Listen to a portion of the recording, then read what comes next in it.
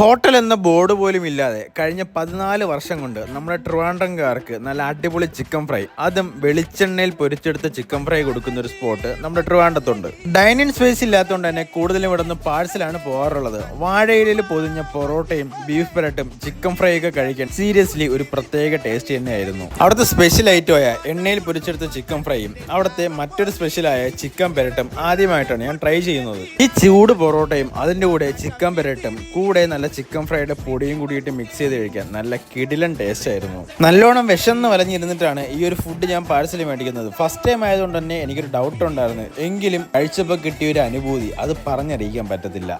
200 രൂപയാണ് full chicken പെരട്ടിന്റെ rate വരുന്നത്. 220 രൂപയാണ് ഫുൾ ചിക്കൻ ഫ്രൈയുടെ റേറ്റ് വരുന്നത്. വൈകുന്നേരം 6 മണി മുതൽ രാത്രി 11 മണി വരെ ഓപ്പൺ ചെയ്തിരിക്കുന്ന ഈ ഒരു ഷോപ്പിന്റെ ലൊക്കേഷൻ വരുന്നത് കിള്ളിപ്പാലത്ത് നിന്ന് ചെണ്ടിട്ട പോകുന്ന വഴിക്ക് ശിവക്ഷേത്രത്തിന് തൊട്ടടുത്തായിട്ടുള്ള ഒരു കുഞ്ഞു കടയാണ്.